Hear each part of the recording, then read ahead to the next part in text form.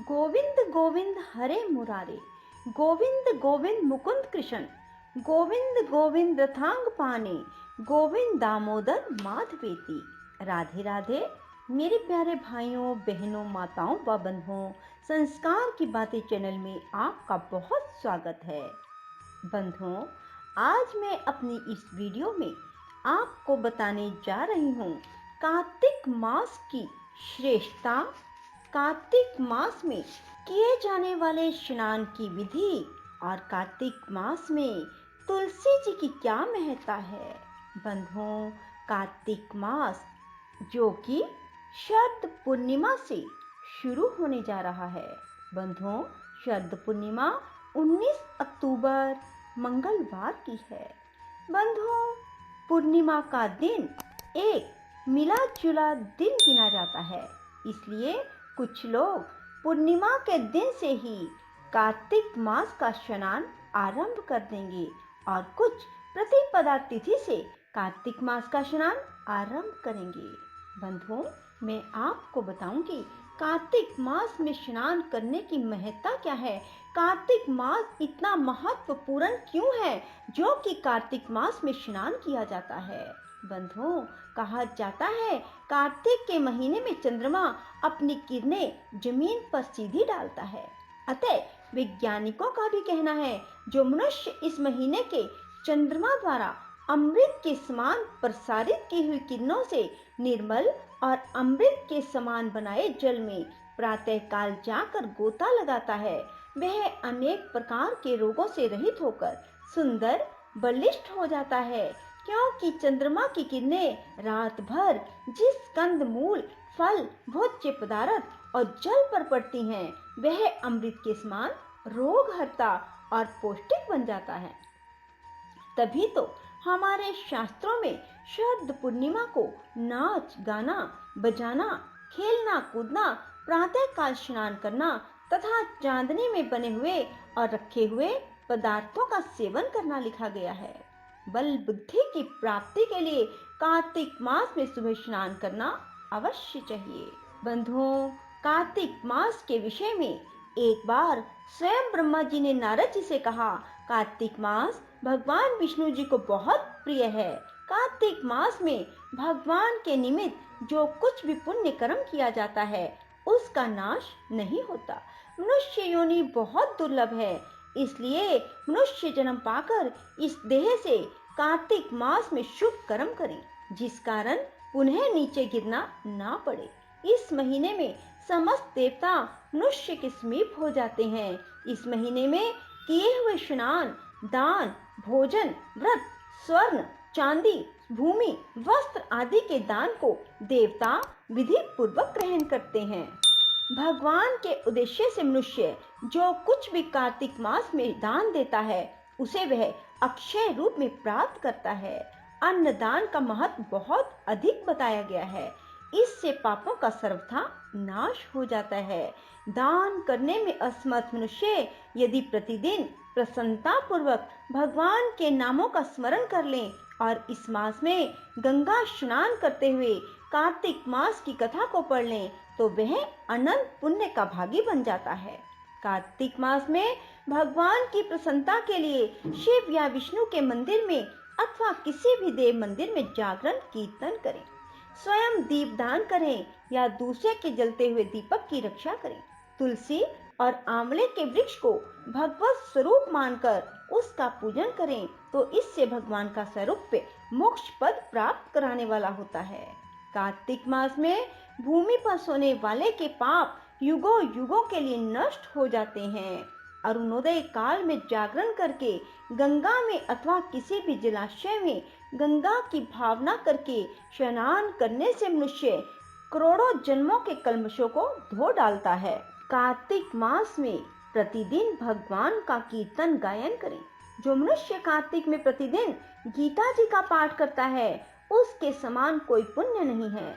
7 समुद्रों तक की पृथ्वी को दान करके जो फल प्राप्त होता है वह कार्तिक मास में स्नान व दान का है, क्योंकि यह संसार अन्न के आधार पर ही जीवित रहता है। कार्तिक में अन्नदान सर्वश्रेष्ठ कहा गया है।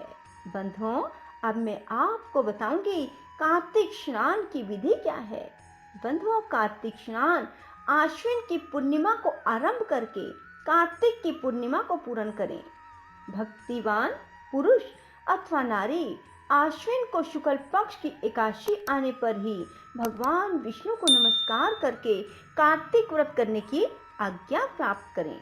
ऐसा करने से भगवान स्वयं भगत के ऊपर कृपा करके उसे आत्मिक बल और मनोबल प्रदान कर विधि से कार्तिक व्रत करने की सद्बुद्धि देते हैं। 12 मासों में मार्गशीर्ष मास अत्यंत पुण्यप्रद है। इससे पुण्य देने वाला वैशाख मास बताया गया है। उससे लाख गुना अधिक प्रयाग में माघ मास का महत्व है।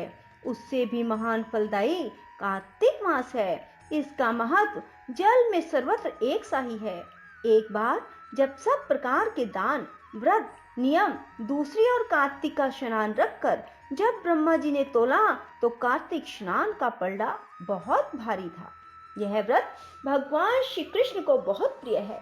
आश्विन की पूर्णिमा से लेकर कार्तिक की पूर्णिमा तक भगवान की प्रसन्नता के लिए प्रतिदिन गंगा स्नान करें। देवी पक्ष अथवा आश्विन शुक्ल पक्ष की प्रतिपदा से लेकर कार्तिक कृष्ण चतुर्दशी की महारात्रि आने तक भगवती दुर्गा की प्रसन्नता के लिए स्नान करें।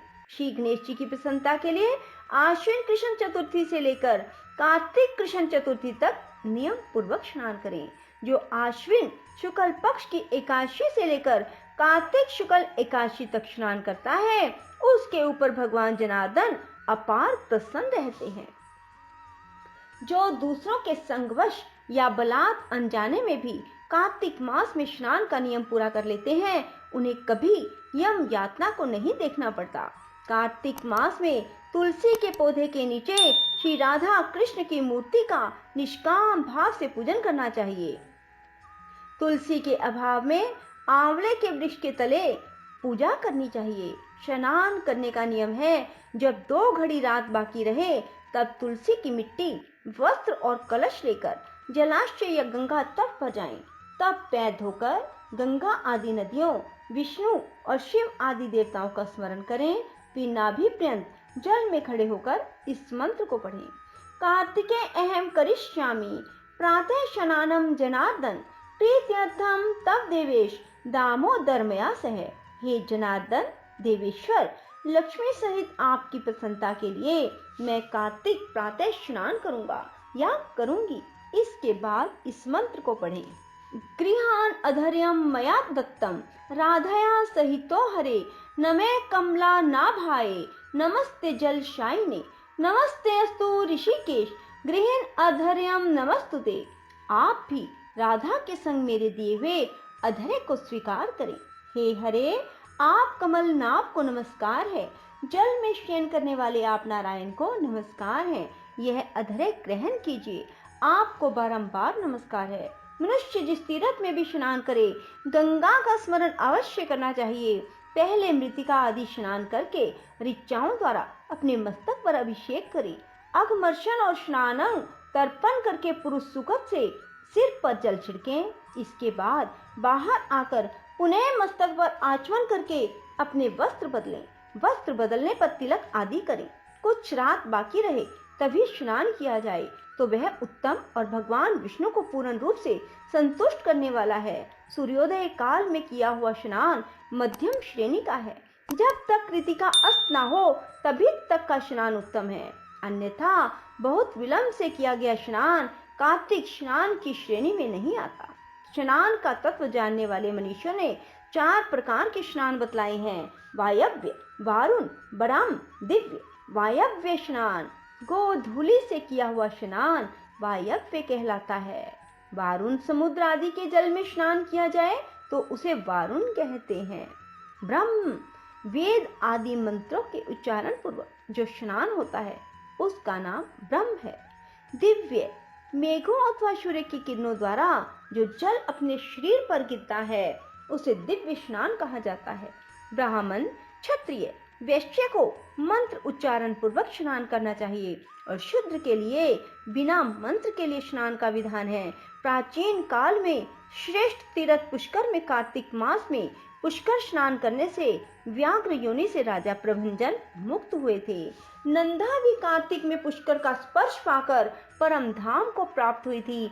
अतः जो भी श्रद्धावान कार्तिक मास में प्रातःकाल उठकर तीर्थ में स्नान करता है, वह सब पापों से मुक्त होकर पर ब्रह्म को प्राप्त कर लेता है। बोलो विष्णु भगवान की जय। राधे राधे। जय श्री कृष्णा। बंधुओं, यदि आपको हमारी वीडियो पसंद आए तो इसे लाइक करें और शेयर भी जरूर करें। धन्यवाद।